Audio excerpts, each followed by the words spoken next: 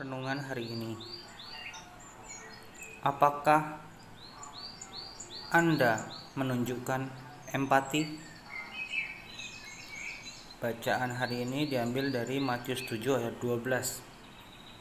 Segala sesuatu yang kamu kehendaki supaya orang perbuat kepadamu, perbuatlah demikian juga kepada mereka.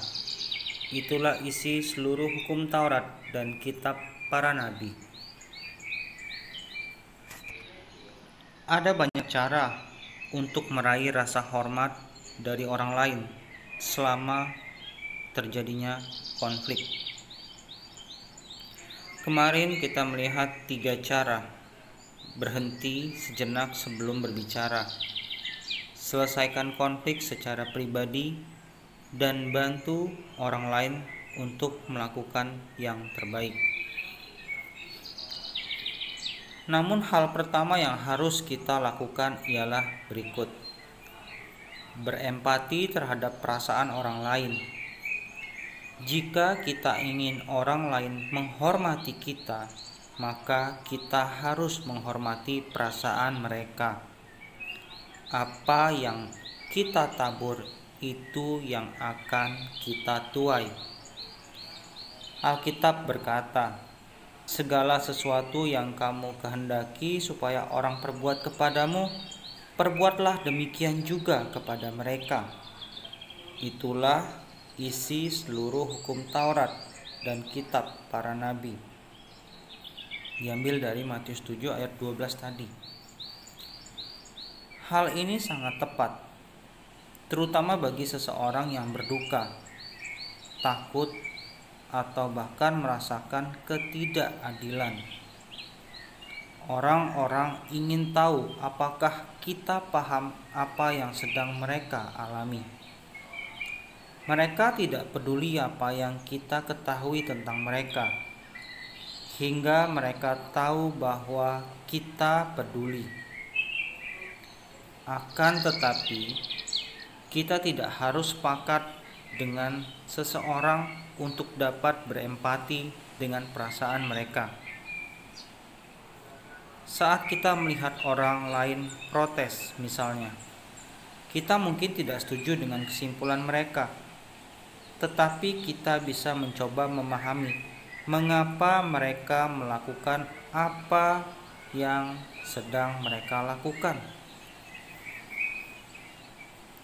Ketika berhadapan dengan konflik, hal pertama yang Nehemia lakukan adalah tertulis pada Nehemia 5 ayat 6. Maka sangat marahlah aku ketika kudengar keluhan mereka dan berita-berita itu. Nehemia tidak mengatakan hanya marah, melainkan dia sangat marah. Apa yang Nehemia lakukan? Dia ikut merasakan suasana hati orang-orang yang sedang kesal. Dia memvalidasi perasaan mereka dengan berempati terhadap yang mereka rasakan. Alih-alih meredam emosi mereka dengan berkata, "Sudah, jangan marah-marah." Dia menunjukkan pengertian dengan berkata, "Aku juga kesal." Kita mungkin berpikir, bukankah marah itu dosa? Tidak selalu. Kadang kemarahan adalah ekspresi kasih. Jika kita menyakiti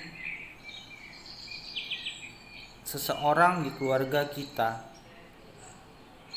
dan kita apatis, bukannya marah, maka itu menunjukkan bahwa kita tidak mencintai keluarga kita. Dalam kitab suci, Allah membedakan antara kemarahan yang benar dengan kemarahan yang tidak benar. Kemarahan yang benar dan kemarahan yang buruk. Pada Efesus 4 ayat 26 berkata, apabila kamu menjadi marah, janganlah kamu berbuat dosa. Janganlah matahari terbenam sebelum padam amarahmu. Bahkan Yesus marah ketika para pemimpin tidak membantu orang-orang yang membutuhkan. Pada Markus pasal 3 ayat 5 mengatakan bahwa Yesus mereka dengan marah dan berduka cita karena kedegilan mereka. Apakah kita merasa sangat terganggu saat melihat orang-orang diperlakukan tidak baik? Jika kita ingin dihormati, jadilah seperti Nehemia dan seperti Yesus. Berempatilah dengan perasaan orang lain. Kita tidak harus setuju dengan mereka, tetapi jika kita hendak mendengarkan perasaan mereka dengan empati, maka kita akan mendapatkan rasa hormat mereka. Beberapa bahan renungan dalam hal ini. Yang pertama, pikirkan satu waktu ketika seseorang berempati dengan kita. Bagaimana mereka meyakinkan kita bahwa mereka benar-benar peduli. Kedua, apa reaksi pertama kita terhadap suatu konflik? Apakah kita berusaha memahami semua yang dikatakan lawan bicara kita? Jika tidak, apa yang bisa kita lakukan untuk membuat suatu perbedaan?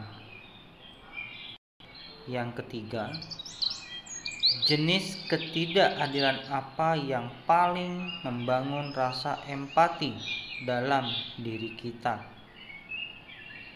Apa yang dapat kita lakukan untuk membantu mengatasi ketidakadilan tersebut? Sebuah catatan, empati adalah bukti nyata dari kasih. Demikianlah renungan dan sharing pada hari ini. Selamat menikmati. Tuhan Yesus memberkati.